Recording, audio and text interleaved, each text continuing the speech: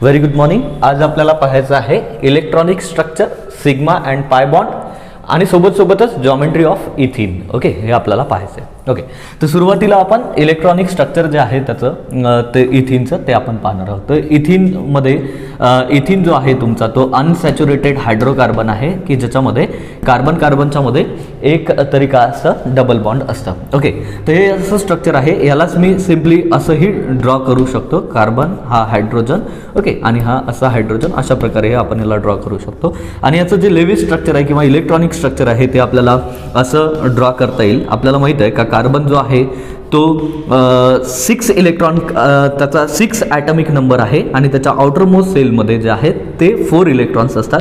Okay, तर त्या 4 इलेक्ट्रॉनपैकी प्रत्येक कार्बनचे 2 इलेक्ट्रॉन जे आहेत हे डबल बॉन्ड फॉर्म करण्यासाठी यूज केले जातात आणि सोबतच शेवटच्या शेलमध्ये असलेले हे 2 इलेक्ट्रॉन जे आहेत ते हायड्रोजनसोबत बॉन्ड फॉर्मेशनसाठी जे आहेत ते वापरले जात असतात. अँड अशा प्रकारे मग प्रत्येक कार्बनच्या शेवटच्या सेलमध्ये 8 इलेक्ट्रॉन जे आहेत ते ऑक्टेट होतात. ऑक्टेट जो आहे ते इथे अशा प्रकारे फॉर्म केलं जातं. अशा प्रकारचं इलेक्ट्रॉनिक स्ट्रक्चर किंवा लेविस स्ट्रक्चर आपण म्हणू शकतो इथिन मॉलिक्यूलचं आहे. ओके, आता हे इथिन मॉलिक्यूलचं लेविस स्ट्रक्चर झालं आहे. आता आपल्याला पाहायचं की या इथिन मॉलिक्यूलमध्ये, ओके, हा जो कार्बनच्या मध्ये डबल बॉन्ड आहे, हा जो कार्बनच्या मधला डबल बॉन्ड आहे, हा डबल बॉन्ड या 2 डबल बॉन्डपैकी म्हणजे हे जे डबल बॉन्ड आहे या डबल बॉन्डपैकी एक सिग्मा बॉन्ड आहे आणि एक पाय बॉन्ड आहे. ओके, तर हा सिग्मा बॉन्ड आणि पाय बॉन्ड कशा प्रकारे फॉर्म झाला हे आपल्याला लक्षात घ्यायचं आहे. ओके, तर हे समजावून घेण्यासाठी आपल्याला सिग्मा आणि पाय बॉन्ड समजावून घेण्यासाठी आपल्याला त्याचं हायब्रिडायझेशन लक्षात घ्यावं लागेल. ओके, तर हायब्रिडायझेशन लक्षात घेण्यासाठी मी सुरुवातीला कार्बनचा ॲटॉमिक नंबर जो आहे तो इथे लिहिला. कार्बन जो आहे त्याचा ॲटॉमिक नंबर जो आहे तो 6 आहे आणि त्याचं electronic configuration 1s2, okay, 2s2 आणि 2p6 असं इलेक्ट्रॉनिक कॉन्फिगरेशन होईल. कशाचं तुमच्या, सॉरी, 2p6 नाही, ओके, असं 2p2 अशा प्रकारचं इलेक्ट्रॉनिक कॉन्फिगरेशन होईल कार्बनचं. ओके, तर कार्बनच्या शेवटच्या सेलमध्ये, ओके, म्हणजे 2s आणि 2p मध्ये मिळून 4 इलेक्ट्रॉन्स आहेत. म्हणजे त्याचे व्हॅलन्स इलेक्ट्रॉन जे आहेत ते 4 आहेत आणि हे व्हॅलन्स इलेक्ट्रॉन म्हणजे शेवटच्या सेलमध्ये असलेले इलेक्ट्रॉन जे आहेत तेच फक्त बॉन्ड फॉर्मेशन मध्ये वापरले जात असतात, हे आपल्याला माहिती आहे. ओके, तर व्हॅलन्स इलेक्ट्रॉन जे आहे त्याचे हे इथे 2, ओके, म्हणजे 2s मध्ये 2 आणि 2p मध्ये 2, ओके, 2p मध्ये 2 अशा प्रकारे आपल्याला द्यावं लागतील. ओके, तर इथे आपल्याला कार्बनच्या व्हॅलन्स सेलमध्ये म्हणजे 2s आणि 2p मिळून आपल्याला 2 अनपेड इलेक्ट्रॉन इथे आपल्याला दिसत आहेत. याचाच अर्थ असा की आपला कार्बन हा 2 बॉन्ड फॉर्म करत असला पाहिजे. ओके, किती बॉन्ड फॉर्म करत असला पाहिजे? 2. ओके, बट ॲक्च्युअलमध्ये असं आहे की आपला कार्बन हा 4 बॉन्ड फॉर्म करते, त्याची व्हॅलन्सी 4 आहे. ओके, मग जर त्याची व्हॅलन्सी 4 असेल तर त्याच्याकडे 4 अनपेड इलेक्ट्रॉन असायला पाहिजेत. इथे तर आम्हाला 2च अनपेड इलेक्ट्रॉन दिसत आहेत. ओके, आपण ऑलरेडी म्हटलेलं आहे, आपल्याला माहित आहे की एखाद्या एलिमेंटची व्हॅलन्सी म्हणजे त्याची बॉन्ड फॉर्म करण्याची क्षमता किती असते, तर त्याची बॉन्ड फॉर्मेशन कॅपॅसिटी जी आहे ती असतं त्याच्याकडे असलेल्या त्याच्याकडे असलेल्या अनपेड इलेक्ट्रॉन इतकी. ओके, तर इथे याच्याकडे 2 अनपेड इलेक्ट्रॉन आहेत, त्याची व्हॅलन्सी 2 असायला पाहिजे, पण याची व्हॅलन्सी 4 आहे. तर 4 कशी झाली तर ते समजून घेण्यासाठी आपण असं कन्सिडर करतो का या 2s मधले हे जे काय पेअर्ड इलेक्ट्रॉन आहेत, या पेअर्ड इलेक्ट्रॉन पैकी एक इलेक्ट्रॉन जो आहे तो ग्राउंड स्टेट वरून एक्साइटेड स्टेटला जात असेल आणि त्या केसमध्ये मग आमच्या कार्बनच्या, ओके, व्हॅलन्स सेलमध्ये 4 अनपेड इलेक्ट्रॉन होऊ शकतात. ओके, तर अशा प्रकारे 4 अनपेड इलेक्ट्रॉन जर कार्बनकडे होत असतील तर आपला कार्बन 4 बॉन्ड जे आहेत ते फॉर्म करू शकते. ओके, तर हे राहील कार्बनचं ग्राउंड स्टेट इलेक्ट्रॉनिक कॉन्फिगरेशन आणि हे जे ड्रॉ केलं हे राहील excited state electronic configuration. Okay, आता एक्साइटेड स्टेट इलेक्ट्रॉनिक कॉन्फिगरेशन मध्ये 4 अनपेड इलेक्ट्रॉन आहे. आमचा कार्बन 4 बॉन्ड फॉर्म करेल. ओके, हे बॉन्ड फॉर्मेशन सिग्मा आणि पाय बॉन्ड कसे फॉर्म होतात हे तर मी तुम्हाला एक्सप्लेन करतोच आहे, पण त्याआधी परत एकदा सांगेल का हा जो काय हायब्रिडायझेशन नावाचा कन्सेप्ट आहे हा हायपोथेटिकल आहे, इमॅजिनरी आहे. ओके, पण हा बऱ्याचशा मॉलिक्युल्ससाठी त्याचे बॉन्डिंग एक्सप्लेन करण्यासाठी जो आहे तो वापरला जात असतो आणि सक्सेसफुली ती बॉन्डिंग जो आहे तो एक्सप्लेन करते, पण हा हायपोथेटिकल आहे. हे आपण सगळं इमॅजिन करतोय की इथला इलेक्ट्रॉन ग्राउंड स्टेट मधून एक्साइटेड स्टेट मध्ये जात असेल, ऍक्च्युअल मध्ये हे कोणी पाहिलंय का हा इलेक्ट्रॉन खरंच ग्राउंड स्टेट मधून एक्साइटेड स्टेटला जातं? नाही, बिलकुल नाही. इलेक्ट्रॉन वगैरे आपल्याला ते दिसत नाहीत का? तर सरळ गोष्ट आहे की एखादा ॲटमच तर म्हणजे ॲटमच तर एवढा बारीक असेल, मायक्रोस्कोपिक असेल की ॲटमच तर व्हिज्युअलाइज होत नाही, तर मग त्या ॲटम मधल्या सेल कशा व्हिज्युअलाइज होतील आणि त्या सेलमध्ये असलेले इलेक्ट्रॉन, ओके, हे सगळं काही दिसणं शक्य नाही, असं पाहणं शक्य नाही की ग्राउंड स्टेट वरून एक्साइटेड स्टेटला इलेक्ट्रॉन जातं वगैरे, ओके. पण हे हायपोथेटिकल आहे, ओके. तर आपण असं म्हटलं की इथला एक इलेक्ट्रॉन ग्राउंड स्टेट मधून एक्साइटेड स्टेटला गेला, आता कार्बनकडे 4 अनपेड इलेक्ट्रॉन झाले, आता आमचा कार्बन 4 बॉन्ड फॉर्म करू शकतं. आता इथिन मॉलिक्युलचं फॉर्मेशन जर आपल्याला पाहायचं झालं तर त्यामध्ये sp2 हायब्रिडायझेशन आपल्याला पाहायला भेटते. sp2 हायब्रिडायझेशन म्हणजे काय? तर एक s ऑर्बिटल आणि 2 p ऑर्बिटल, ओके, कंबाईन होतील, मिक्स होतील, रिकास्ट होतील आणि त्यांच्यापासून sp2 हायब्रिड ऑर्बिटल जे आहे ते फॉर्म होईल, ओके. हे अशा प्रकारचं sp2 हायब्रिड ऑर्बिटल फॉर्म होईल. हे एक s, ओके, हे 2 p, sp2 हायब्रिड ऑर्बिटल इथे फॉर्म होईल, ओके. आणि हे जे काय पी ऑर्बिटल एक जे राहिलंय हे इथे डिटॅच झालेलं मी इथे लिहिलोय, त्याच्यामध्ये एक अनपेड इलेक्ट्रॉन आहे तुमचा, ओके. sp2 हायब्रिड ऑर्बिटल आणि हे एक पी ऑर्बिटल. हे जे पी ऑर्बिटल्स आहेत, या पी ऑर्बिटल्सला मी याला असं नाव देऊ शकतो, हा तुमचा 2px, ओके, हा तुमचा 2py, ओके, हा तुमचा 2py आणि हा तुमचा 2pz, ओके, असं याला मी नाव देऊ शकतो, ओके. सिंपल याला असंही म्हणू शकतो आपण px, ओके, हा तुमचा py, ओके, हे जे py आणि हे जे राहील तुमचं हे pz, ओके. तर हे तुमचं pz ऑर्बिटल जे आहे हे डिटॅच झालेलं आहे, पीओ फॉर्म मध्ये आहे, ओके. हायब्रिडायझेशन इथे जे काय झालं आहे ते झालेलं आहे sp2 आणि या sp2 हायब्रिड ऑर्बिटल, हे sp2 हायब्रिड ऑर्बिटल ओव्हरलॅप होईल, ओके. हे sp2 हायब्रिड ऑर्बिटल किती फॉर्म झाले तर पहा इथे एक s, ओके, आणि हे 2p एकत्र येऊन total 3 sp2 hybrid orbital form झालेला आहे, ओके. प्रत्येकच sp2 हायब्रिड ऑर्बिटल जे आहे त्या आयडेंटिकल आहे, आता सारखं आहे आणि प्रत्येक sp2 हायब्रिड ऑर्बिटल ओव्हरलॅप होईल हायड्रोजन सोबत, ओके. दुसरं परत एक sp2 हायब्रिड ऑर्बिटल ओव्हरलॅप होईल हायड्रोजन सोबत आणि एक sp2 हायब्रिड ऑर्बिटल ओव्हरलॅप होईल तुमच्या कार्बन सोबत आणि अशा प्रकारे हे 2 हायड्रोजन सोबत म्हणजे एका हायड्रोजन सोबत ओव्हरलॅप होईल, ओके. म्हणजे एक कार्बन आणि हायड्रोजनच्या मध्ये बॉन्ड फॉर्म होईल, परत sp हायब्रिड ऑर्बिटल ओव्हरलॅप होईल कार्बन सोबत, कार्बनचा हायड्रोजन सोबत एक बॉन्ड फॉर्म होईल, सिग्मा बॉन्ड फॉर्म होईल, ओके. परत कार्बनचं sp2 हायब्रिड ऑर्बिटल ओव्हरलॅप होईल कार्बनच्या दुसऱ्या sp2 हायब्रिड ऑर्बिटल सोबत आणि तिथे एक बॉन्ड फॉर्म होईल. तर असे टोटल 3 सिग्मा बॉन्ड जे आहेत ते तिथे फॉर्म होतील. मी याचं स्ट्रक्चर काढून तुम्हाला एक्सप्लेन करून देतो, ओके. हे स्ट्रक्चर काढून एक्सप्लेन करून देण्याच्या आधी एक गोष्ट तुम्हाला बेसिक जी माहित असायला पाहिजे ती अशी का आमचं जे s ऑर्बिटल असतं ते स्पेरिकल असतं, ओके, स्पेरिकल असतं, ओके. आमचं जे p ऑर्बिटल असतं, ओके, आपलं जे p ऑर्बिटल असतं ते डंबल शेप असतं, ओके. p ऑर्बिटल जे आहे ते डंबल शेप असतं, तुम्हाला सगळ्यांना माहित असेल, ओके. पहा p ऑर्बिटल जे आहे हे एक px orbital dumbbell shape, okay. हे काय तुमचं py orbital dumbbell shape, okay. आणि हे तुमचं pz ऑर्बिटल, ओके. मी याला नाव पण देऊन टाकतो, पहा हे समजा तुमचं 2px असेल, हे तुमचं 2py असणार आहे, ओके. आणि हे जे असेल तुमचं तर हे असणार आहे 2pz, ओके. असे हे डंबल शेप जे आहे तो असतो तुमच्या p ऑर्बिटलचा, okay.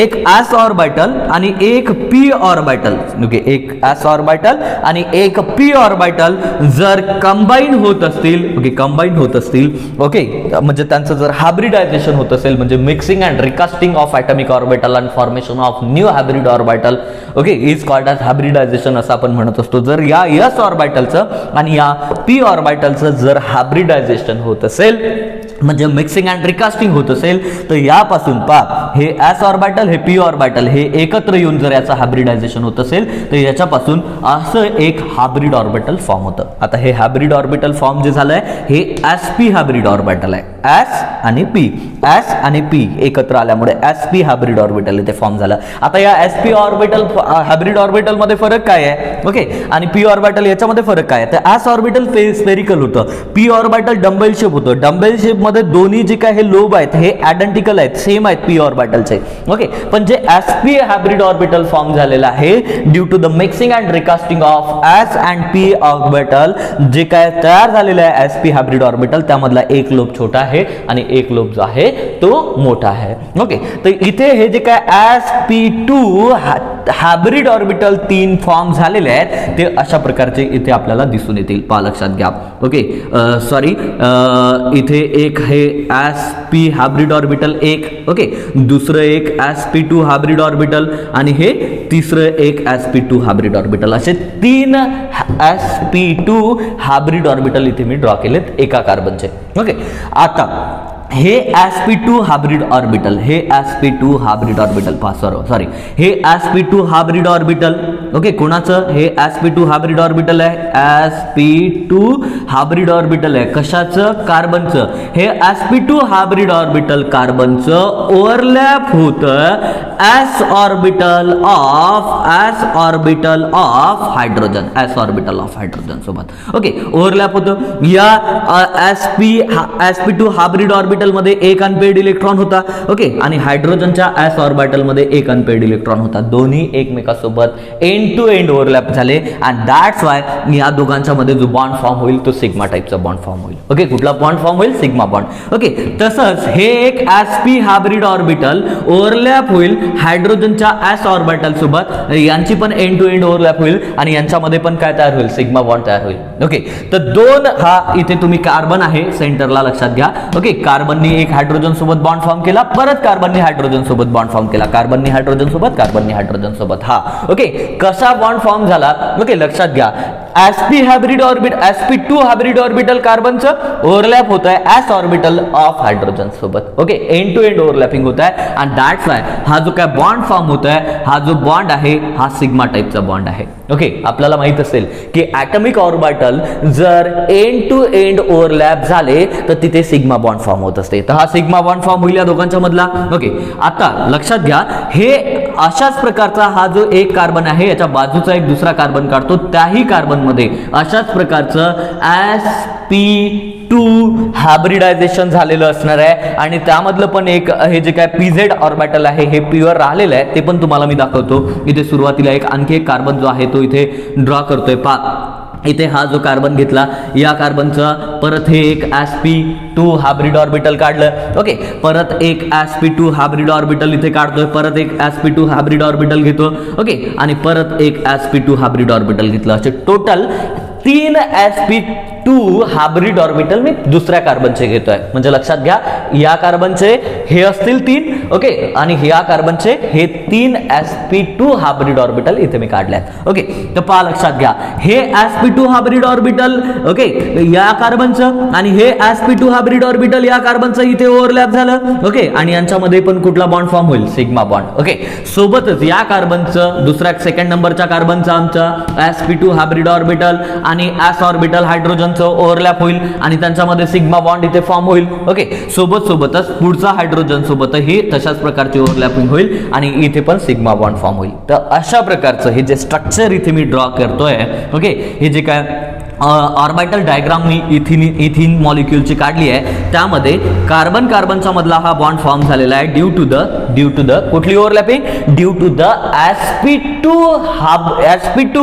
Orbital of one carbon with sp2 hybrid orbital of another carbon atom overlap झालेले आहेत, एंड टू एंड ओव्हरलॅपिंग झाली आहे अँड दॅट्स वाय हा सिग्मा बॉन्ड फॉर्म झाला. ओके हायड्रोजनचं s ऑर्बिटल आणि याचं sp2 हायब्रिड ऑर्बिटल ओव्हरलॅप झालं, इथे सिग्मा बॉन्ड फॉर्म झाला. असाच इथेही सिग्मा बॉन्ड फॉर्म झालेला आहे आणि असाच इथे सिग्मा बॉन्ड आणि असाच इथे सिग्मा बॉन्ड जो आहे तो फॉर्म झालेला आहे. तर हा सिग्मा बॉन्ड, हा सिग्मा बॉन्ड, हा सिग्मा आणि हा सिग्मा. ओके इतके सिग्मा बॉन्ड इथे या स्ट्रक्चर मध्ये फॉर्म झालेले आहेत. ओके बट अजूनपर्यंत कार्बन मधला डबल बॉन्ड जो आहे म्हणजे पाय बॉन्ड जो आहे तो आमचा अजून एक्सप्लेन व्हायचा आहे. तो कशा प्रकारे फॉर्म झाला हे अजून आमच्या लक्षात आलेलं नाही आहे. ओके तर पोरांनो आता लक्षात घ्या हे जे काय कार्बनचं मी हायब्रिडायझेशन केलं होतं या हायब्रिडायझेशन मधली ही जी काय ग्राउंड स्टेट होती कार्बनची ज्याच्यामध्ये 4 अनपेड इलेक्ट्रॉन होते त्याचं हायब्रिडायझेशन sp2 च केलं होतं. म्हणजे एक s ऑर्बिटल आणि 2 p ऑर्बिटल कंबाईन केले होते. पण हे जे काय pz ऑर्बिटल आहे हे इथे रिमेन प्युअर राहिलेलं आहे, ते हायब्रिडाइज झालेलं नाही आहे. ओके तर लक्षात घ्या हे मी इथे एक p ऑर्बिटल काढतोय या कार्बनचं 1 नंबरच्या कार्बनचं म्हणू आपण. ओके, आणि तसंच याही कार्बनचं एक p ऑर्बिटल जे आहे ते अनहायब्रिडाइज आहे, म्हणजेच काय आहे, प्युअर आहे. ओके, याच्याकडे पण एक अनपेअर्ड इलेक्ट्रॉन आहे हा. ओके, आणि याच्याकडे पण एक अनपेअर्ड इलेक्ट्रॉन आहे. ओके, यांची लॅटरल ओव्हरलॅपिंग होईल, साइड बाय साइड ओव्हरलॅपिंग होणार आहे. कुठली ओव्हरलॅपिंग होणार आहे, या pure p orbital of one carbon atom and the pure p orbital of another carbon atom laterally overlap होतील, साइड बाय साइड ओव्हरलॅप होतील. And due to that side by side overlapping, okay, तिथे जो आहे तो pi bond form होणार आहे. Okay, कुठला bond form होणार आहे, पाय बॉन्ड तिथे काय होणार आहे, फॉर्म होणार आहे. ओके, तर हे जे काय अशा प्रकारे सिग्मा बॉन्ड आणि पाय बॉन्ड जो आहे तो तुमच्या या इथिन मॉलिक्युल्स मध्ये जो आहे तो फॉर्म होत असतं. ओके, आता आपण हायब्रिडायझेशन शिकलो, पाय बॉन्ड आणि सिग्मा बॉन्ड जो आहे तो आपण याच्यातला पाहिला. ओके, आता आणि याचं स्ट्रक्चरच्या बाबतीत म्हणजे जॉमेट्री जर याची पाहायची झाली तर हा जो काय मॉलिक्युल्स आहे, इथिनचा जो मॉलिक्युल्स आहे ते फॉर्म होणार आहे, हा प्लेनर मॉलिक्युल्स आहे. ओके, याच्यातले हे सगळे जे काय ऑर्बिटल्स आहेत हे एका प्लेनमध्ये येतात. हा प्लेनर मॉलिक्युल्स, याची जॉमेट्री जी आहे ती प्लेनर जॉमेट्री आपल्याला इथे पाहायला भेटते. ओके, आता प्लेनर जॉमेट्री इथे पाहायला भेटते. थोडंसं आणखी आपण कंटिन्यू करू बा, लक्षात घ्या. थोडासा एक क्वेश्चन इथे थोडासा आपल्याला डिस्कस करायचं आहे, हे जर तुम्हाला समजलं असेल तर पहा. कार्बन कार्बनच्या मध्ये जो सिंगल बॉन्ड असतं, ओके, कार्बन कार्बनच्या मध्ये जो सिंगल बॉन्ड असतं तो बॉन्ड ब्रेक करण्यासाठी आपल्याला 397 किलो जूल पर मोल इतकी एनर्जी लागतं. ओके, किलो जूल पर मोल इतकी एनर्जी लागते. थोडंसं मुद्दा लक्षात घ्या मी काय म्हणतोय. ओके, आपण जेव्हा आपण ज्या या हायड्रोकार्बनच्या जेव्हा आम्ही रिॲक्शन्स पाहू किंवा आणखी पण ऑर्गॅनिक केमिस्ट्रीमध्ये आम्ही बऱ्याचशा रिॲक्शन्स पाहतो, तर त्या रिॲक्शन्समध्ये काय होत असतात, bond breaking and bond making होत असतात. ओके, तर आपल्याला बऱ्याचशा रिॲक्शन्समध्ये या कार्बन कार्बनच्या मधला बॉन्ड जो आहे तो आपल्याला ब्रेक करायचं काम पडणार आहे. ओके, तर हा बॉन्ड ब्रेक करण्यासाठी जी एनर्जी लागते ती लागतं 397 किलो जूल पर मोल इतकी एनर्जी लागते. ओके, आता थोडंसं लक्षात घ्या. याला आपण म्हणत असतो, ओके, याला आपण म्हणत असतो bond enthalpy. Okay, bond enthalpy means एखादा बॉन्ड ब्रेक करण्यासाठी लागणारी एनर्जी म्हणजे बॉन्ड इंथाल्पी. ओके, तर बॉन्ड इंथाल्पी फॉर कार्बन कार्बनच्या मधातला सिंगल बॉन्ड ब्रेक करण्यासाठी किंवा कार्बन कार्बनच्या मधला जो सिंगल बॉन्ड आहे त्याची बॉन्ड इंथाल्पी आहे 397 किलो जूल पर मोल. ओके, तर इथे हा जो मॉलिक्युल्स आहे आमचा इथिन, या इथिन मध्ये कार्बन कार्बनच्या मध्ये डबल बॉन्ड आहे. ओके, तर कार्बन कार्बनच्या मध्ये डबल बॉन्ड आहे, तर मग त्याची बॉन्ड इंथाल्पी किती, म्हणजे हा बॉन्ड ब्रेक करण्यासाठी लागणारी आमची एनर्जी किती असेल. ओके, तर सरळ आमचे पोरं म्हणतात 397 kilo joule per mole into 2.